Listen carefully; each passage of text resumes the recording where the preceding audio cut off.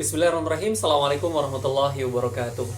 Alhamdulillahirabbil alamin. Innal hamdalillah nahmaduhu wa nasta'inuhu wa nastaghfiruh wa na'udzu billahi min syururi anfusina wa sayyiati a'malina may yahdihillahu fala mudilla lahu wa may yudlil fala hadiya lahu. Asyhadu an la ilaha illallah wahdahu la syarika lahu wa asyhadu anna Muhammadan 'abduhu wa rasuluhu alladzi la nabiyya wa la rasula ba'da. Qala Allah ta'ala fi kitabihil karim. A'udzu billahi minasyaitonir rajim. Bismillahirrahmanirrahim.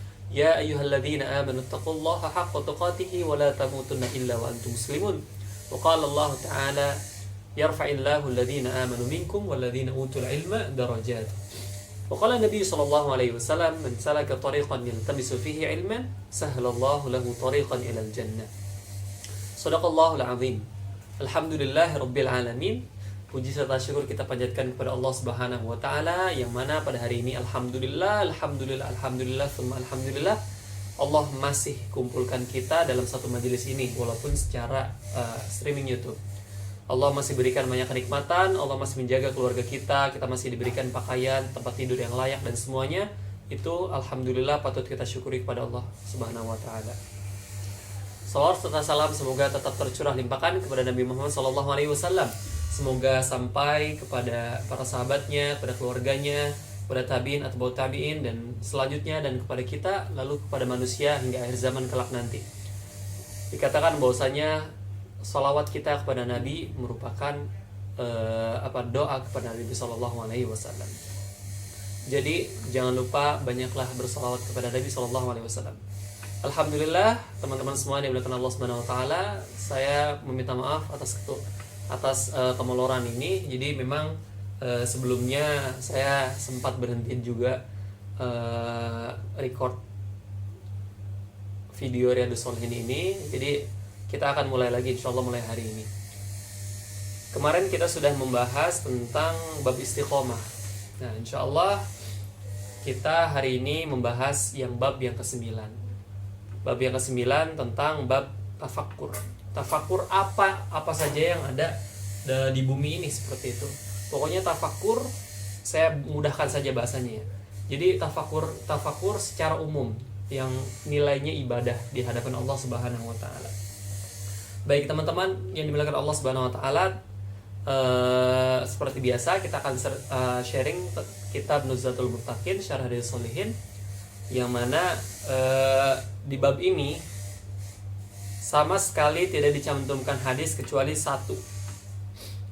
satu yaitu wa minal ahadis al hadis sabik.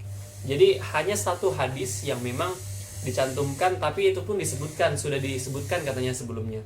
Dan juga ini tentang al-qayyis mandana nasab, artinya tentang mengolah pola pikir seperti itu.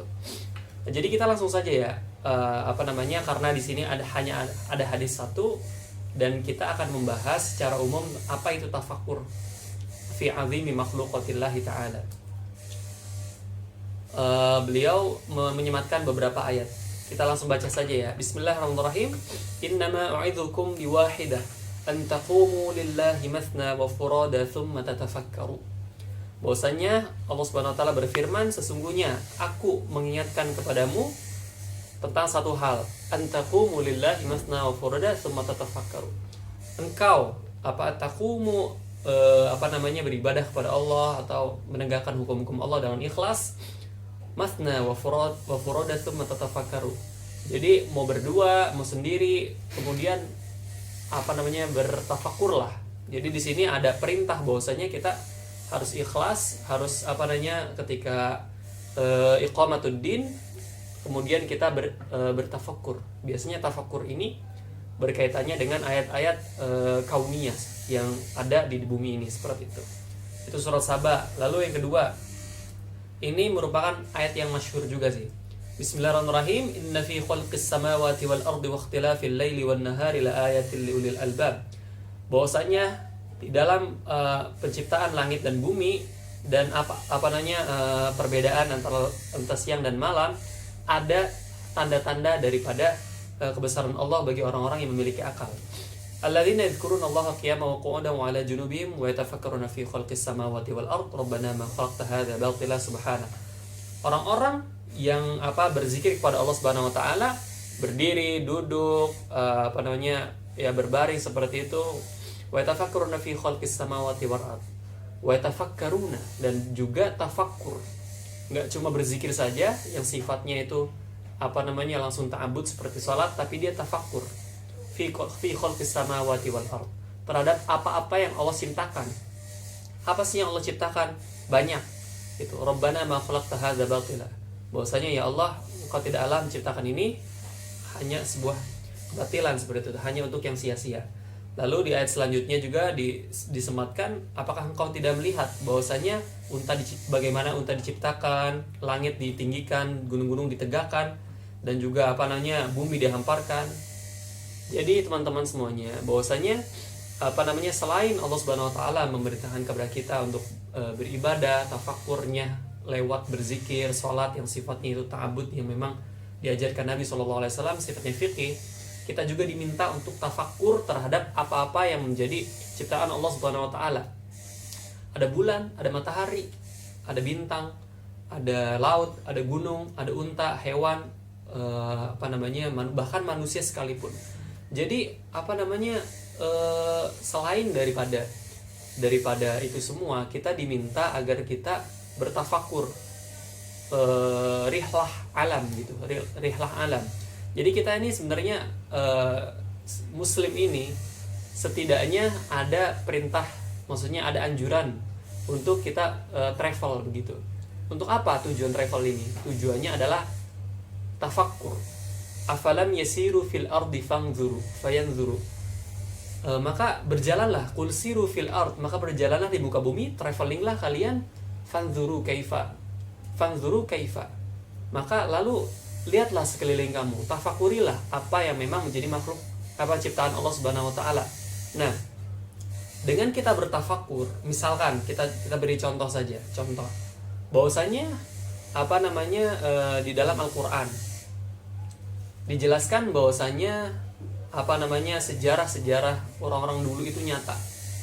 Kalau kita hanya mempercayai teks, maka mungkin kita bisa ziyadah iman. Tapi apabila kita mulai tafakkur, lalu kita rihlah mencari benar-benar jejak yang memang diceritakan oleh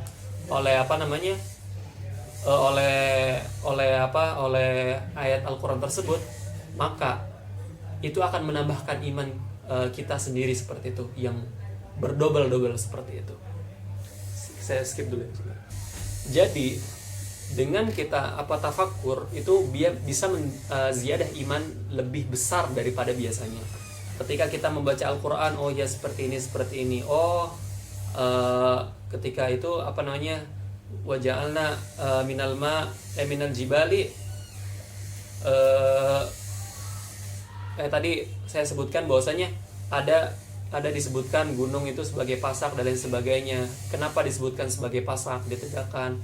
Nah, itu semua perintah untuk tafakkur. Begitu. Ada ayat-ayat yang memang di sini menjelaskan tentang kekauniahan, tentang alam dunia ini yang fana. Tapi dengan kita mencoba untuk travel, untuk menyusuri, bertafakkur terhadap apa-apa yang telah dijelaskan oleh agama, dan kita peka gitu terhadap sekeliling, maka itu bisa ba'itsun 'alal iman, menjadi pembangkit, penyebab bahwa iman kita akan bertambah seperti itu. Kita semakin yakin bahwasanya yang Allah sebutkan di dalam Al-Qur'an itu terrealisasi ada di alam nyata, itu menjadikan iman kita naik seperti itu. Maka di sini tafakkur terhadap makhluk-makhluk Allah itu sangat-sangat penting. Bagaimana ketika unta dilahirkan, bagaimana ketika penciptaan gitu ya, penciptaan manusia itu seperti apa, itu kan masuk dalam bab tafakkur begitu, bukan bab yang sifatnya ta'abbud saja dan keyakinan saja. Tapi memang ketika kita melihat dan dijelaskan pula di dalam Al-Qur'an, maka kita semakin yakin bahwasanya kitab ini, hadis-hadis ini, bahwasanya ya ini wahyu seperti itu. Karena memang nggak mungkin manusia bisa mengatakan hal seperti itu semendetail itu dari zaman dahulu begitu. Jadi memang di dalam bab ini, bab tafakkur fi azim makhluqatillah, kita diminta untuk bertafakkur, peka begitu, peka terhadap sekeliling, bagaimana Allah Subhanahu wa taala menciptakan, bagaimana laut itu ada itu seperti apa, di sana ada keajaiban apa, dan itu semua bisa menambah iman kita begitu. Jadi biasakanlah kita peka terhadap sekeliling, lalu tafakuri apa yang terjadi. Banyak hal-hal yang bisa kita tafakuri dan itu bisa meningkatkan iman kita. Seperti itu teman-teman yang dimuliakan Allah Subhanahu wa taala. banyak ayat-ayat tentang tafakur yang memang dijelaskan oleh Allah Subhanahu wa taala di dalam Al-Qur'an. Jadi simple tadi saya sudah jelaskan bahwasanya tafakur seperti itu, bahwasanya ini adalah bisa membangkitkan iman seperti itu. Jadi setelah istiqomah, setelah iman itu mulai terbentuk, Imam Nawawi rahimahullah menganjurkan kepada kita di dalam bab 9 ini untuk tafakur peka terhadap apa-apa yang Allah Subhanahu wa taala ciptakan, untuk kita telaah, untuk kita lihat, untuk kita coba munasabah dan juga muhasabah, lalu juga kita fahami apa sih tujuan ini diciptakan,